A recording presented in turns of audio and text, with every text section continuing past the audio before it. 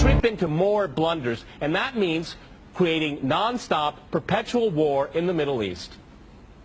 Well, I'm going to make this interesting and disagree with everyone. Okay. I do not accept the premise, which probably isn't too much of a surprise, but nonetheless, I reject the premise that the whole point of the so-called war on terror or investing in the Mujahideen was to somehow fight terrorism or to make a better world.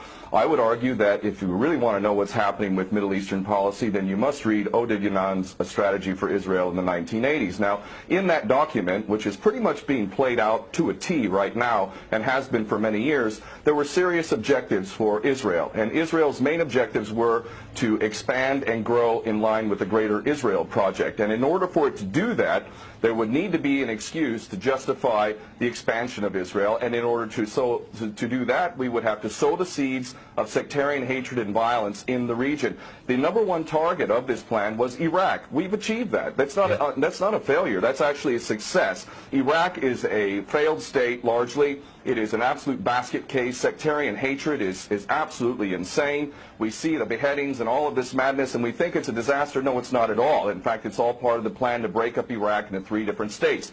When we look at Syria, we also find that the goal is once again the same thing: sow the seeds of sectarian hatred and basically turn that nation into a basket case.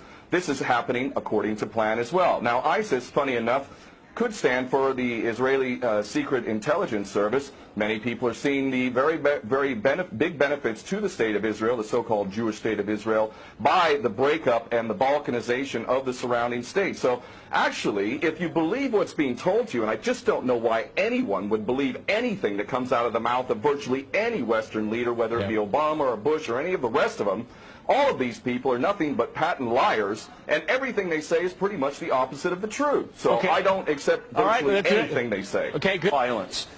Barack Obama did not bite at the opportunity to get involved in Syria a year ago. In fact, at the time when he was ready to start bombing Assad, just about 13 months ago, and we have he backed off as soon as the first excuse came to mind. We've been supporting ISIS. There is absolute continuity between the policies of Iraq and breaking it up and breaking up Syria as well. It is beyond naive to suggest that the U.S. doesn't have its fingerprints all over ISIS. In fact, tell me this: why has ISIS never once, or al-Nusra Front or al-Qaeda, not once have they attacked Israel? In fact, ISIS militants are getting medical attention in the Golan Heights and in Israel itself. What does that tell you? There is absolute continuity, but the actual policy, just like the Project for a New American Century laid out very clearly, that a, quote, new Pearl Harbor would be necessary to achieve this goal of full spectrum dominance. You could never tell the American people, or the world for that matter, we're going to fight wars of aggression where we're going to have to invade and occupy, we're going to have to spend hundreds of billions, if not trillions of dollars to achieve the goal of full spectrum dominance, which is to control, absolute control over air, land, sea, and space and cyberspace. The American people never would have bought it, so you can't tell them that. You have to tell them a bunch of lies. And we see this over and over again. What you have to do, Ken, if I can go... It would absolutely no question that there must always be a boogeyman. In fact, you're sitting in Russia now. For 50 years plus, we were fighting this Cold War that really was an absolute charade to begin with. There never really was a threat of a Soviet invasion. And for decades, we spent insane amounts of money developing nuclear weapons to the point of really completely, totally collective insanity. And here we sit today in a world that threatens a third world war with a policy that is clearly intended to totally destroy Syria. Let's see what happens. If we take Bashar al-Assad out of the equation in Syria, does anybody with half a brain not understand that that vacuum that's going to be created is going to be a vacuum filled by the most powerful interests there? And who is that right now? Well, that would be our best friends and allies, these little Frankenstein monsters that we create, whether it's al-Qaeda or al-Nusra Front or the latest ISIS monster that we've created. Those are the ones that are going to fill that vacuum, and that fits perfectly in line with Oded Yanan's A Strategy for Israel in the 1980s. And if these other two gentlemen haven't read that document, I seriously suggest you do. Another thing that's really worthy of pointing out is the so-called Islamic State is anything but Islamic. And yes, there is a war on Islam. Islam is very understood by many Muslims around the world to be absolutely 100% forbidden for you to forcibly convert somebody to Islam or kill them.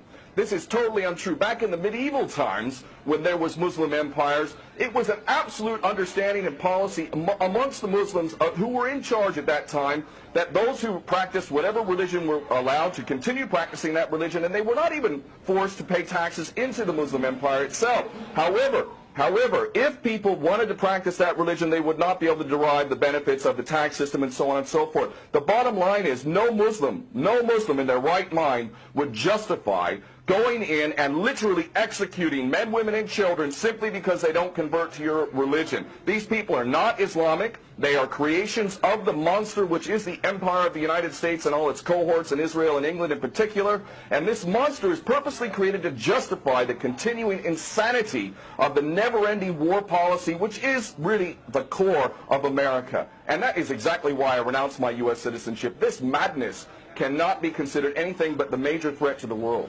Okay, Peter, in New York, one of the things we've seen... There are very obvious solutions. One is to arrest the traitors in the U.S. Congress and White House who have sworn to uphold the U.S. Constitution, and somehow the American people have sat by while the President has afforded himself the power to execute anyone, anywhere, anytime, for any American citizen to be detained without any due process of law, no representation, incognito, and theoretically he could be condemned to death by a military tribunal in secret and executed. All of this operating under supposedly the United States Constitution. So all of these traitors need to be arrested first and foremost. When Netanyahu came to the Congress a couple years back, he received 29 standing ovations by these cowardly chicken hawk traitors. So the American patriots need to stand up and grab a pair and ultimately have some integrity and get rid of these traitors. Secondly, cut off all funding to Israel. Israel is a pariah state, a criminal state. It is committing active policies of genocide by the legal definition of the word according to Black's Law Dictionary. That country needs to be cut off right now. All of their attention needs to turn inward. Stop your little empire endeavors and full spectrum dominance and all of this sort of madness. Start taking care of your infrastructure back home. Start taking care of the American citizens who have worked their whole lives and now find themselves wondering how they're going to keep a roof over their head. All of that is very obvious and very sensible. Or America can continue to decline into an absolute total pariah state, hated and resented around the world, and maybe bring the whole world into World War III. I would prefer that we do the former instead of the latter, but ultimately we need some serious change in government, and that means getting rid of these traitors. Okay.